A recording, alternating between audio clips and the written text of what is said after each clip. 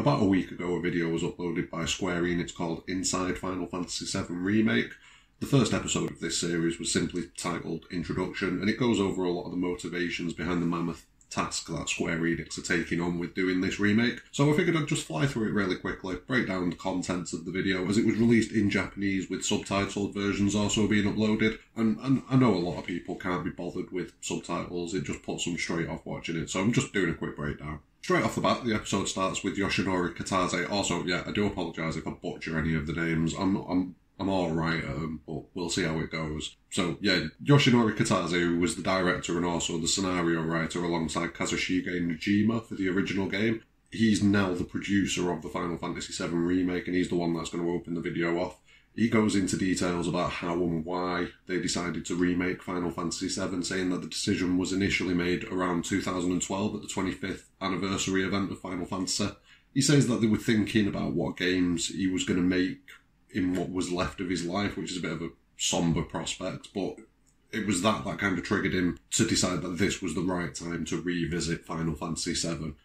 He goes on to recall about how the first two people that he spoke to about a remake were Shinji Hashimoto, one of the producers of Final Fantasy VII, I think he was a publicity producer, and Tetsuya Nomura, who was a character designer and battle visual director on the original, and had also worked on a lot of other Final Fantasy games before then. And since then, he's been a mainstay of the series since then. So they were the first two people that he went to and kind of discussed the remake with, and they were both pretty quickly on board from what he says. Nomura himself then talks about how he felt that he had to get the balance right for gamers who'd played the original and people who'd never played Final Fantasy, making the game appealing and enjoyable for both sets of fans. Something that seems to be a big theme for him, because he does mention it quite a bit in this episode. Naoki Hamaguchi, the co-director, talks about how Nomura made it clear to him that the game should feel both new and nostalgic for players who'd played the original game, or at least people who knew about the Final Fantasy VII world and the story. So he wanted people to kind of still have those connections to the original when they look at the game, but to also see it in a completely new and fresh light, which, from what we've seen so far and what we've had with the demo, I think they've definitely achieved that.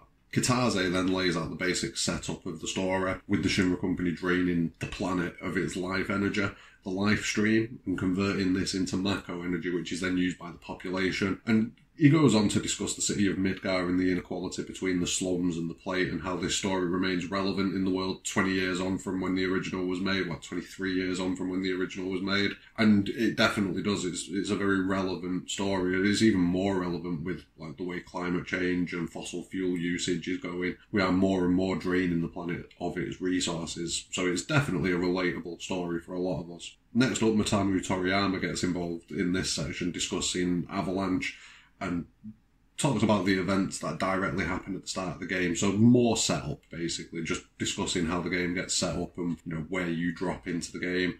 And during this section where they're discussing where the game will start and end respective to the original story, Kitase explains how he watched a lot of playthroughs and commentaries online to get a feel for the flow of the Midgar section of the game from a gamer's perspective. And that was where they kind of got the feel that it was taking, on average, about 10 hours to get through Midgar. A lot of people smash through it a lot quicker than that, but you've got to remember, go back to your first playthrough of Midgar, and yeah, he's probably about right.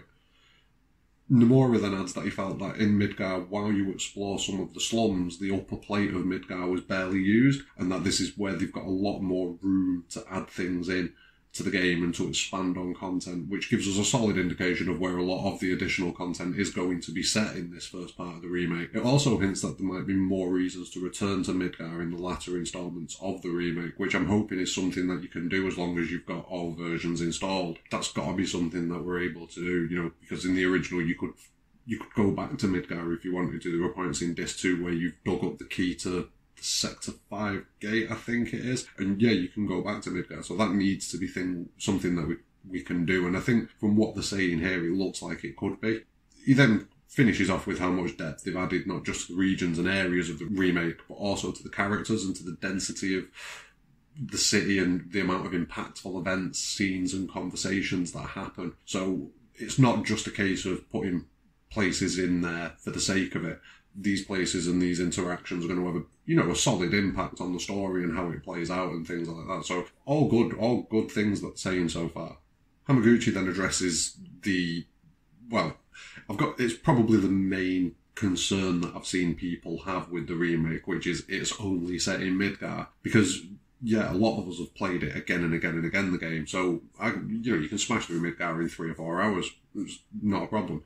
You're thinking in your head, how are they going to expand that content out into a 50, 60, 70-hour game? You've got to take yourself back, I suppose, and think about it from the perspective of your first playthrough of the game. And yeah, about 10 hours, but still, that means that they're going to be like expanding the content of the game 5 or 6-fold. And it is a big undertaking, really. He kind of answers some of those concerns by saying how they filled 2 Blu-ray discs to the brim of expanded storylines and content and areas and things like that, where they've kind of got things to the potential that they could have had, but they could never accomplish due to hardware restrictions on the PlayStation 1. I mean, can you imagine a 5-6 disc game it would have had to have been if things like that had been put in place? And you can see when you look at the original game, people have cracked open the game's files and can see the amount of content that was kind of like X'd out of the game, and that was things that they'd actually started putting in. Think of the things that they wanted to put in, but they just knew straight off the bat, nah, we can't fit this in, this isn't going to go. So yeah, they've kind of set some of my concerns at ease with this video, because yeah, I was a bit concerned how they're going to expand it, but yeah, I'm hopeful. Nomura then reiterates this, stating that you can't go everywhere in Midgar, but the areas that you can go to have all expanded from the original game, and they've added a lot of areas into that, as well as those original areas that you could play in. They've added a lot of new characters and a lot more depth. So this is something that they're really trying to drive home in this video, how much depth is going to be in the city of Midgar, and how much they've added to this remake, and how it is going to be the equivalent of a mainline Final Fantasy game, like a numbered Final Fantasy game being released. And they do talk about how they've developed it with that mindset. It's not just a remake of a numbered game, it is a new numbered Final Fantasy. It is the equivalent of them working on Final Fantasy 16, which kind of tells me we're not going to get Final Fantasy 16 for a very, very, very long time, because they're going to be focusing on this remake, and we've got at least 2 or 3 years more of them working on this remake for all the parts of it to be out. At least some people are speculating it could take them 10 years to get it all done. So yeah, I wouldn't be expecting Final Fantasy 16 anytime soon. And if we do get it, I wouldn't expect the quality to be that good, because most of the resources are obviously going to go into this remake. They then move on to discuss how action gaming is like the mainstream way of gaming at the minute, and how they want everything to be in real time as much as possible so that they can immerse the gamer at all times, while incorporating still the ATB system from the original. And one of the main focuses of the project has been merging these 2 separate systems into one coherent and enjoyable system, retaining like all of the stats, levels and mechanics that we've come to know and love from Final Fantasy games at the same time. Hamaguchi adds how they approached it from the perspective of how they would go about making the ATB system fresh now.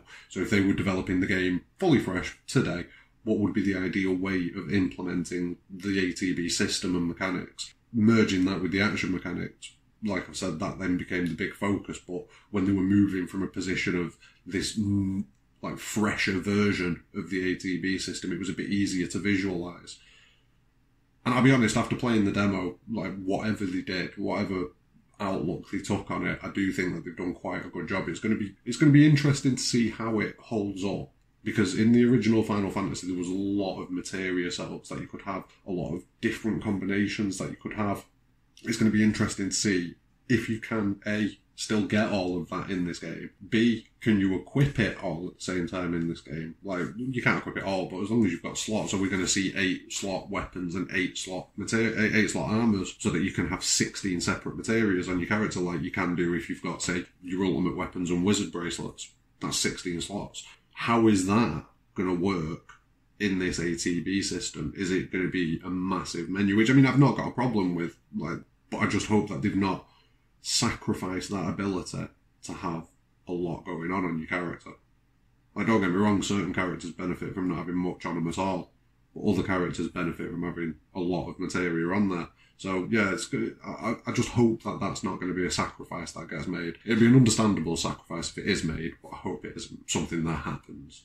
Next up, Teruki Endo and Yoshinori Kitase finish off, and they emphasise how making it fun and exciting while still experiencing the mechanics of the original ATB system was their main goal. So yeah, just reiterating the previous points really. But then next we get Keiji Kawamori, who comes in and talks about the difference in hardware capability between the PS1 and the PS4 basically. So what they had when they were making the original and what they've got now, and how they've used this power to expand and remaster a lot of the tracks from the original game while complementing the new graphical fidelity that the game's realised in, because with the sheer levels of graphical quality that are going to be in this game, you know, the sound needs to match that quality. Otherwise, there's going to be a disconnect when the game is playing it, and it's you don't want that, obviously, because that's going to take the character out and like take them out of that experience that you want them to be having right now.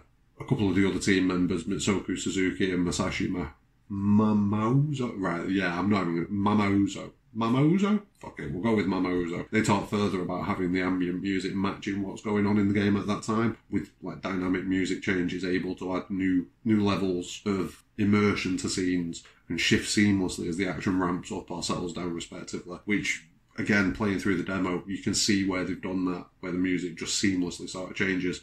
Obviously, that's something that they've had to do because, like in the previous game, you had loading screens. So when the game loads out of one area and into the next area, that's when you can change your music over. But with this, there's going to be very, very, very few loading screens from what we can see, if any. So yeah, they've had to figure out a way to make that seamlessly happen. And from what we've seen, they've done a brilliant job.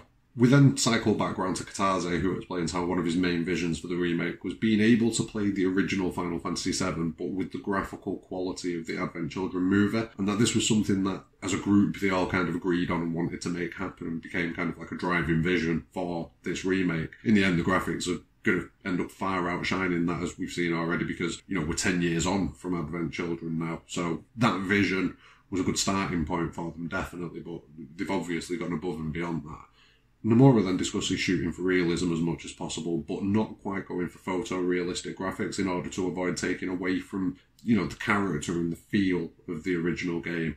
And yeah, I feel like that's a brilliant decision because, you know, you want it to remain, as we said earlier in the video, it needs to be identifiably Final Fantasy VII, and it is. So, again, another cracking job done. We then get Takako Miyake, who... she explains building the environment of Midgar and trying to make it feel real by adding details that made the city feel lived in and like people had routines set out for the day-to-day lives and that they go through those routines. And, you know, it's going to be a big change from the original because back then, due to technical limitations, because we didn't have all of these additional areas, we also didn't have all of these additional characters and we didn't have the opportunity to see how day-to-day life panned out. We were kind of laser-focused on the story almost in the Midgar section of the game. In this remake, we can expect to see a living, breathing, fully realised Midgar, the likes of which could never have been achieved back in the PlayStation 1 days. Toriyama then comes back and expresses how they've collectively wanted people to feel like this game is something new in RPGs, in the same way that Final Fantasy VII was a revolutionary step forward in RPGs, going from 2D to 3D in the mid-90s. They want this remake to feel like the same sort of step in RPG games, which, you know, is a big target to shoot for with some of the games that have come out recently, some of the games that are going to come out in the next year or so, setting big standards and big goals for themselves. But if I had any faith in any games company to have the ability to do it, it is Square Enix, genuinely. Whether or not they're actually going to do it or not remains to be seen, but so far, everything looks good. Nomura kind of wraps the video up by hinting that there's going to be a lot of surprises in store for players of the original game. He kind of flat out says that we're going to think that we know what's coming next, but, you know, he strongly suggests that we're not going to know what's coming next, which is quite an interesting statement, really. It leaves me pretty excited for what's going to be in the story. The main plot points should remain pretty identical, but the fact that they're stating that they've added surprises for us, it just adds a little bit more hype, really. Like, what are these surprises going to be? Like, how much have they actually added? Are they going to change some of the main plot points? Like, you never know. They could have made a plot decision back then that was something due to the fact that they were limited in how much they could do, whereas now they can make the plot decision that they previously wanted to make. So, yeah, that could be quite interesting. what about you? What do you think about this? Like, leave a comment down below if you've got any thoughts that you might have from this video. Smash a like on it, please, and subscribe to the channel. There's already a second episode of this that's gone up on the Final Fantasy channel, so I'm going to break that one down over the next 24 hours, roughly, and get that uploaded onto the channel as well. But yeah, thanks very much for watching, and stay safe.